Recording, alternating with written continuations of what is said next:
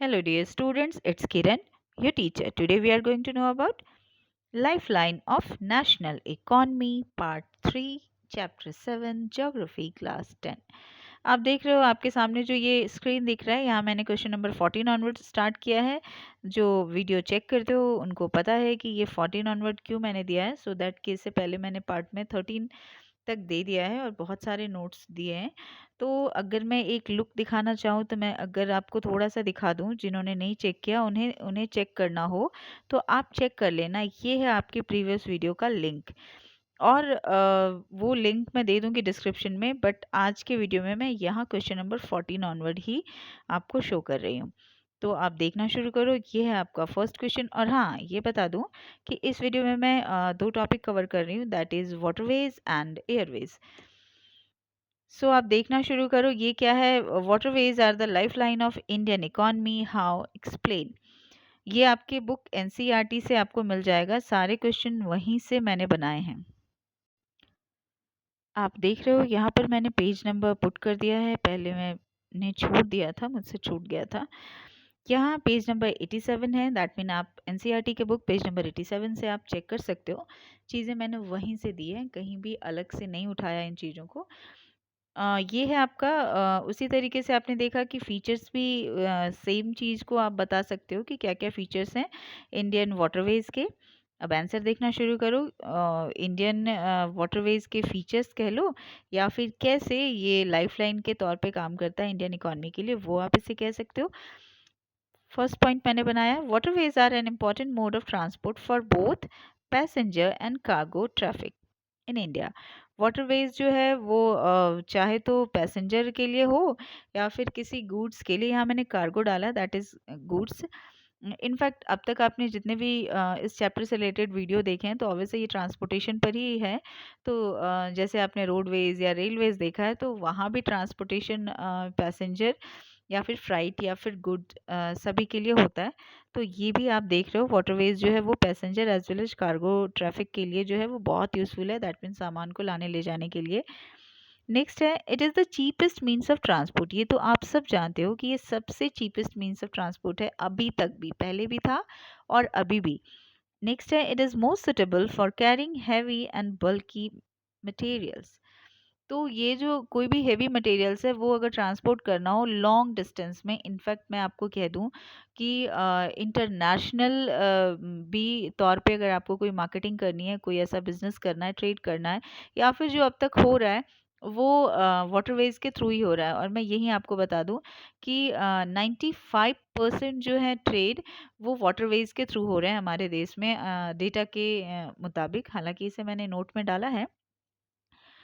अब आप देखो, ये नेक्स्ट पॉइंट मैं दे रही हूँ इसमें, ये जो है और स्पेशली ज़्यादा बढ़ जाता है इसका वैल्यू, क्योंकि ये है it is a fuel efficient and eco friendly mode of transport. तो जिस तरीके से फ्यूल भी इसमें लगते हैं और उस हिसाब से ऐसा नहीं है कि नहीं लगता। That mean other means of transport में जितना लगता है उसके हिसाब से इसमें कम लगते हैं।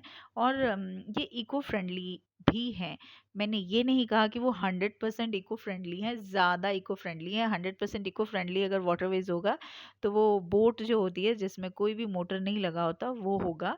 लेकिन हाँ, ये फिर भी बाकी जो मीन्स ऑफ ट्रांसपोर्ट है उससे जो है अच्छा है, इको फ्रेंडली कंसिडर कर सकते हैं। अगर आप यहाँ किसी किसी ने अगर ये कहा है कि नहीं नहीं हम तो बाइसाइकिल को बता रहे हैं ट्रांसपोर्ट, वो तो एकदम इको फ्रेंडली, यस, वैसे ही जैसे कि रोड ट्रांसपोर्ट में बाइसाइकिल इको फ्रेंडली है, वैसे ही वाटरवेज में अगर बोट जो जिसे हम कहते हैं जो वुडन बोट बोट होते हैं और जिसे बिना किसी मोटर के चलाया जाता है, वो सबसे ज़्यादा इको फ्रेंडली है। लेकिन हाँ, देखने वाली बात यहाँ ये है कि कौन से ट्रांसपोर्टेशन में कम जो है इस तरह की चीज़ें या डैमेज, इन्वायरमेंट को डैमेज करने वाली चीज़ें बाहर आती हैं, तो उनमें से वाटरवेज भी कंसीडर किया जाता है।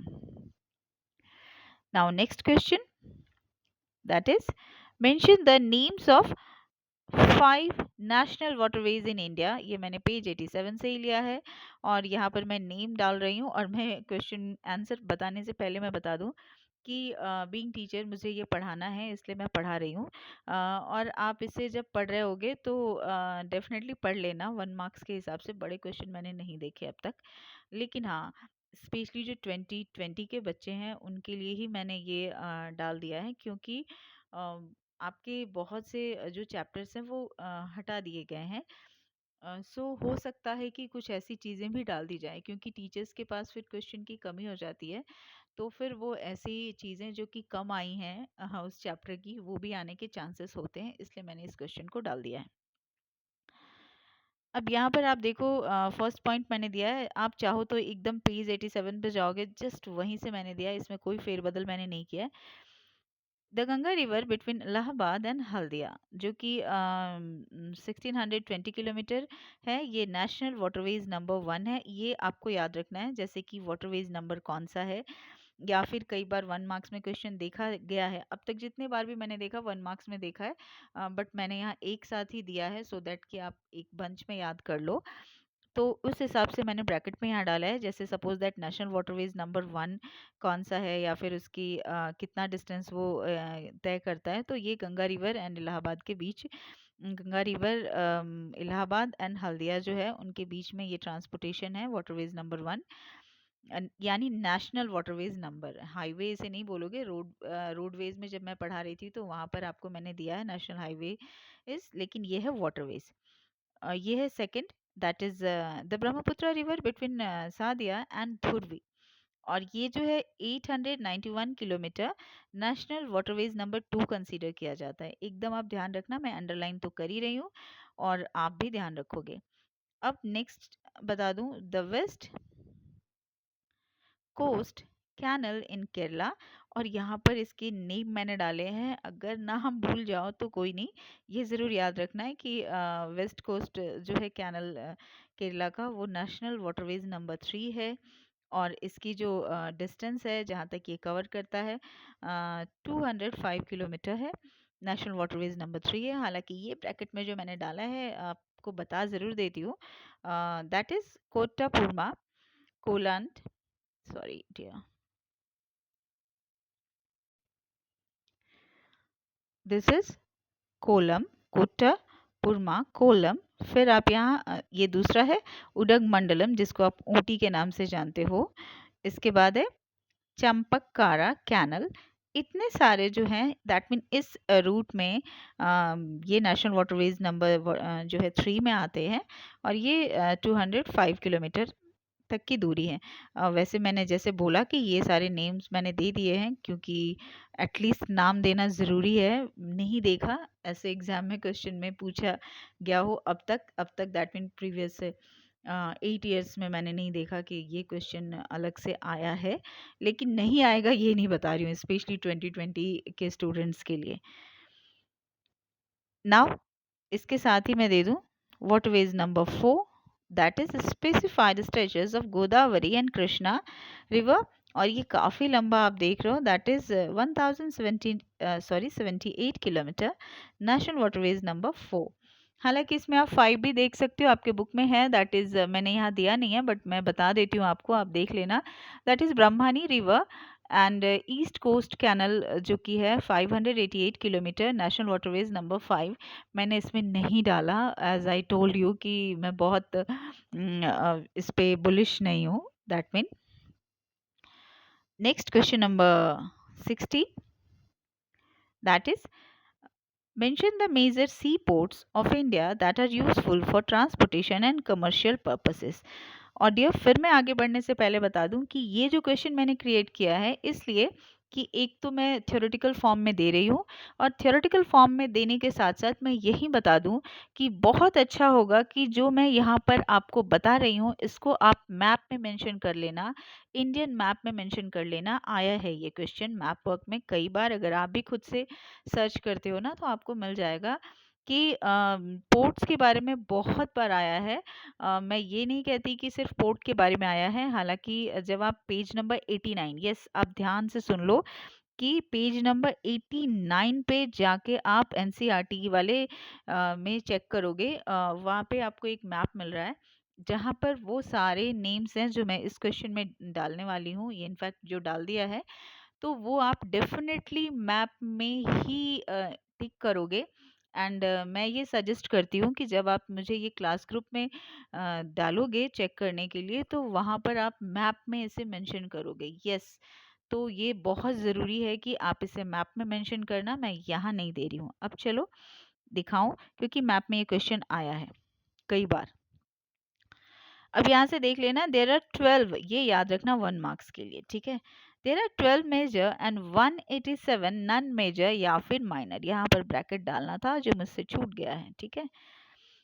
और यहाँ स्लैश, ठीक है, दिस इज स्लैश, ध्यान रखना आप।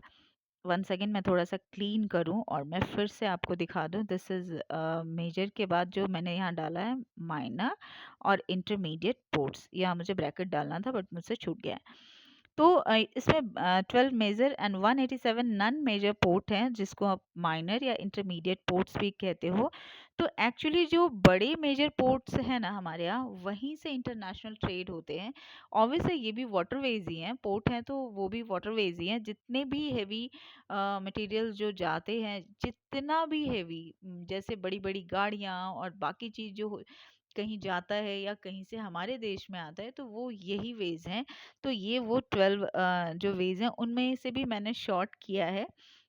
तो आप देखो, यहाँ जो मैंने फर्स्ट आपको दिया, that is Kandla in Kochi was the first port developed soon after the independence. आज़ादी के तुरंत बाद ये पोर्ट डेवलप किया गया था, क्योंकि कराची का जो पोर्ट था ना, वो पाकिस्तान में जा चुका था। पहले कराची का पोर्ट भी हम इस्तेमाल कर रहे थे, लेकिन बाद में आज़ादी के बाद जो है सिर्फ मुंबई पोर्ट पे बहुत ज़्यादा रश हो गया। तो उससे जो है छुटकारा पाने के लिए, या फिर जो कराची के पोर्ट का जो लॉस था उसको कवर करने के लिए ये पोर्ट शुरू किया गया है। और आप एकदम मैप में, जैसे मैंने बोला, पेज 89 पे आप जाओगे, गुजरात में ये कांडला मैप आपको दिख रहा है। मैप में आपको ये शो हो रहा होगा। यहाँ ब्रैकेट में मैंने डाल दिया, to overcome the loss of Karachi port of Pakistan. तो पाकिस्तान जो चला गया वो पोर्ट आज़ादी के बाद, तो ये शुरू किया गया। नेक्स्ट पॉइंट कहता है, या फिर नेक्स्ट पोर्ट के बारे में बात करें, that is Mumbai is the biggest port with a spacious, natural and well sheltered harbor। ओ ओ, यहाँ फिर मुझसे छूट गई है स्पेलिंग। यस डियर, फिर से मैंने इसे डाल दिया यहाँ पर। तो ये जो है बिगेस्ट पोर्ट कंसीडर किया जाता है जो बहुत ही स्पेशियस है, well sheltered harbour. That mean यहाँ पे जितने भी शिप को रुकने का प्लेस है, बहुत अच्छे से मैनेज हो जाता है। नेक्स्ट है ये आप जवाहरलाल नेहरू पोर्ट देख रहे हो, और डियर मैं बता दूं, ये भी मुंबई का ही है, ठीक है। आप एकदम एक एक करके आप चेक करोगे, मुंबई के ही इस पोर्ट के बारे में हम लोग बात कर रहे हैं, जो कि जवाहरलाल नेहरू पोर्ट है। हालाँकि वहाँ पे आप देखोगे ना मैप में, अगर आप देख रहे हो, अगर आपने अभी बुक खोल लिया है तो बहुत अच्छा है।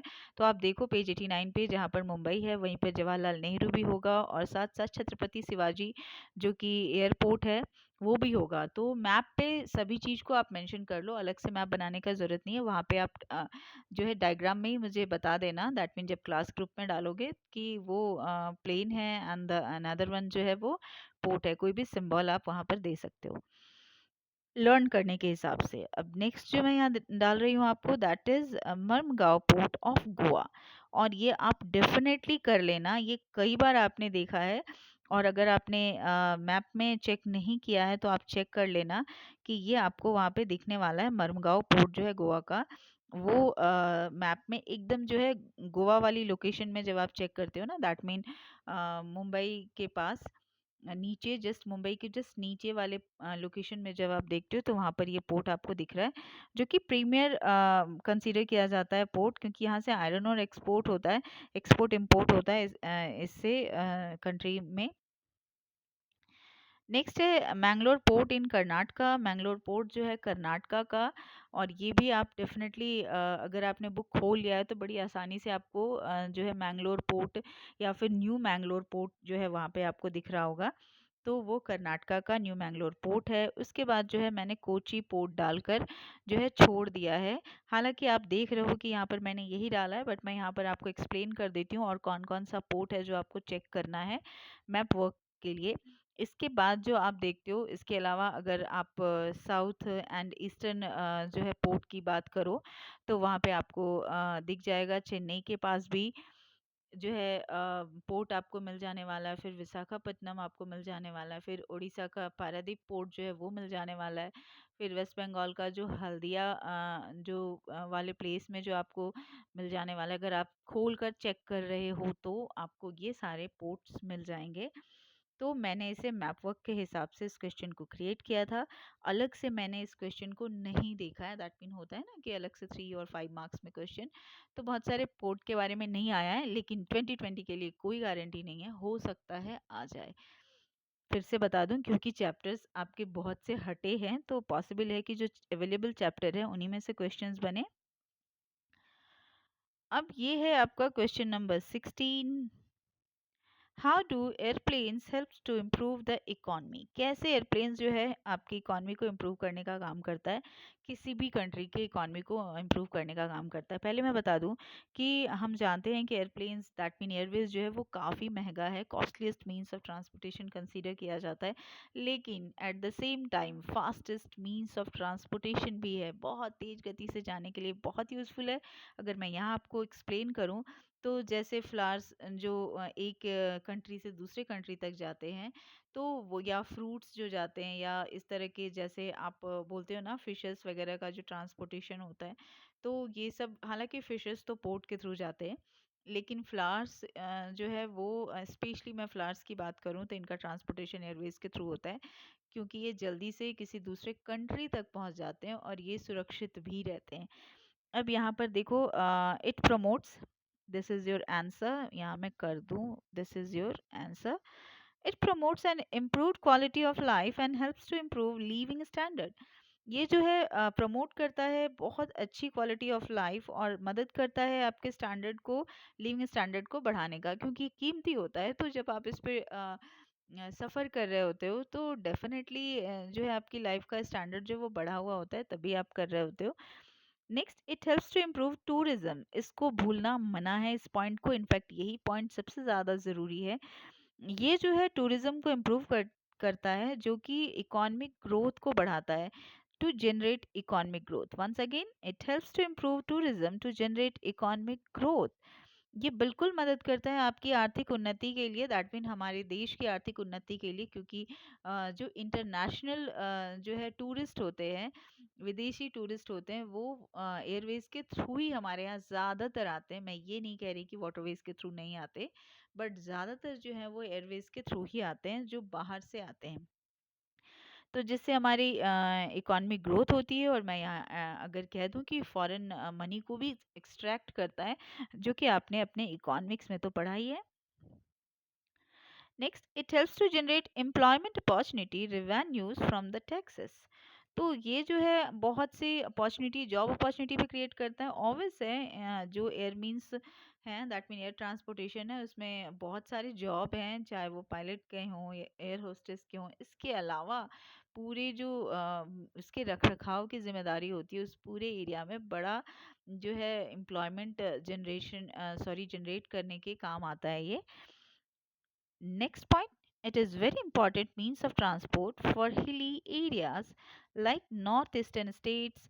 हालांकि यहाँ मैंने सिर्फ नॉर्थ ईस्टर्न स्टेट्स ही लिखा है, लेकिन अगर मैं बता दूँ तो जैसे interior part of Jammu and Kashmir, Himachal Pradesh and Uttarakhand वाला एरिया, स्पेशली जो एकदम माउंटेनियस एरिया में पड़ता है, वो सारा का सारा एरिया है। और यहाँ पर मैंने वो सारे जानबूझकर नहीं डाले, क्योंकि मैं चाहती हूँ कि आप थोड़ा सा होमवर्क करो। अगर मैं आपको पेज सजेस्ट करना चाहूँ तो आप चले जाओ पेज नंबर 88 के में, तो वहाँ पे आपको डेफिनेटली ये सारी चीज़ मिल जाएगी जो मैंने भी आपको बताया।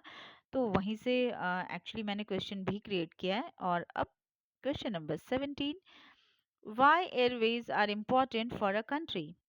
एयरवेज जो है वो क्यों किसी भी कंट्री के लिए इम्पोर्टेंट होता है? और यहाँ पर मैंने कंट्री डाल दिया, दैट मीन किसी भी कंट्री के लिए एनी कंट्री कर सकती थी, या फिर फॉर आर कंट्री कर सकती हूँ, तो आंसर तो सेम ही होगा। ओके, तो यहाँ मैं बता रही हूँ क्यों इम्पोर्टेंट है। Even though airways are costliest means of transportation, लेकिन साथ साथ फास्टेस्ट मीन्स ऑफ ट्रांसपोर्टेशन भी है। तो मैं आपको यहाँ पर मैंने 2 क्वेश्चन जनरेट करके दिया है, वो किसी भी तरीके से आ सकता है और अगर स्मार्टली प्ले करोगे ना तो इन दोनों क्वेश्चन को मर्ज करके बहुत बड़ा क्वेश्चन क्रिएट कर सकते हो। सिर्फ मैंने प्रेजेंटेशन के हिसाब से इससे रिलेटेड 2 क्वेश्चन जनरेट कर दिया है। और ये चूंकि कॉस्टलेस मीन्स ऑफ ट्रांसपोर्टेशन है, but it is an important enabler to achieving economic growth and development. ये लेकिन चाहे ये बहुत महंगा है लेकिन फिर भी इकोनॉमिक ग्रोथ को अचीव करने में इसका रोल बहुत ही बड़ा है। हालांकि मैं प्रैक्टिकली बता दूं, ये लॉस मेकिंग कंपनीज है। आपके देश में जितनी भी ऐसी कंपनीज हैं, दैट मीन जो इससे चला रही हैं, चाहे वो इंडियन एयरलाइंस है, एयर इंडिया है, जितनी भी चीज़ है ना, चाहे वो हेलीकॉप्टर की बात आप कर लो, तो वो सारे के सारे लॉस मेकिंग हैं अभी, क्योंकि इनका जो कॉस्ट है वही ज़्यादा हो जाता है और इनकी जो रिवेन्यू जनरेट होने की बात है, दैट मीन इन्हें जितना अर्न करना चाहिए, दैट मीन इसकी इनकी जो लागत है वही बढ़ जाती है। दैट मीन फ़ायदे वाली कंपनीज नहीं है, लॉस मेकिंग कंपनीज है ये।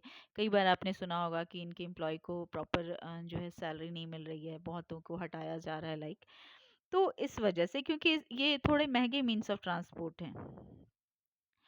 अब ये सेकंड पॉइंट है, it facilitate integration into the global economy. ये जो है फैसिलिटेट करता है पूरी दुनिया, ग्लोबल इकोनॉमी को एक साथ लाने में। नेक्स्ट पॉइंट है, it provides vital connectivity on a national, regional and international scale. जो है बहुत इंपॉर्टेंट वाइटल कनेक्टिविटी आपको देता है, चाहे वो छोटे क्षेत्र की चीज़ हो, रीजनल हो, या फिर नेशनल लेवल की चीज़ हो, या इंटरनेशनल लेवल की चीज़ हो, सभी के लिए ये एक इंटीग्रेशन का काम करता है। Next, it helps to generate trade, promote tourism and create employment opportunity. यानी यही सारी चीज़ जो मैंने इससे पहले वाले क्वेश्चन में दिया है कि कैसे वो आपकी इकॉनमी को बढ़ाता है, बूस्ट देता है, तो उसके साथ भी आप इसे जोड़ सकते हो। ऑब्वियस है, ये तो कंफर्म ही हो कि इस टॉपिक से, यानी ये 2 क्वेश्चन से कोई एक क्वेश्चन ही बनता है। अगर बनता है तो वो एक ही क्वेश्चन बनने वाला है। मैंने बस मटेरियल देने के हिसाब से क्वेश्चन के साइज़ को थोड़ा बढ़ा दिया है कि आप कैसे लर्न करते हो, कैसे समझते हो। अब आगे चलूँ कि ये है क्या, यहाँ मैं बस पेज 88 से मैंने लिया है, एक नोट्स क्रिएट कर दिया है। वो आप ध्यान रखो 1 मार्क्स के लिए। जैसे एयर ट्रांसपोर्ट वाज नेशनलाइज्ड इन 1953। 1953 में ही जो है ये नेशनलाइज्ड हुआ है। और इसके बाद जो है मैंने हेलीकॉप्टर से रिलेटेड एक डाल दिया है, Pawan Hans helicopter limited provides helicopter services. तो ये मैंने कुछ क्वेश्चंस क्रिएट कर लिए थे जो मैंने यहाँ डाल दिया है। चलो, वीडियो का साइज़ छोटा ही है, आज के लिए बस इतना ही। और नेक्स्ट वीडियो में, दैट मीन इस चैप्टर का जो नेक्स्ट वीडियो है, उसमें मैं आपको एक्चुअली मैं उसे कवर तो इसी में करना चाहती थी, बट मुझे लगा बहुत ज़्यादा हो जाएगा। तो उसमें कम्युनिकेशन है, इंटरनेशनल ट्रेड है एंड टूरिज्म एज ट्रेड बताना है। तो हालांकि टूरिज्म के लिए तो टूरिज्म में सारे ट्रांसपोर्ट बहुत यूज़फुल होते हैं, बट हाँ, एक्चुअली हम लोग इंटरनेशनल टूरिज्म को ज़्यादा प्रमोट करना चाहते हैं, क्योंकि उससे हमारे टूरिज्म, सॉरी, हमारे ट्रेड को ज़्यादा फ़ायदा होता है, फॉरेन मनी हम अर्न करने में कामयाब होते हैं। तो उस पे हम लोग बात करने वाले हैं। मैं बता दूं कि पेज नंबर 90 एंड 91 के टॉपिक को मैंने टच नहीं किया है अभी तक, तो नेक्स्ट वीडियो में मैं उसे टच कर लूँगी और होपफुली आप लोग पढ़ रहे होगे। चलो, bye, have a nice day, take care dear.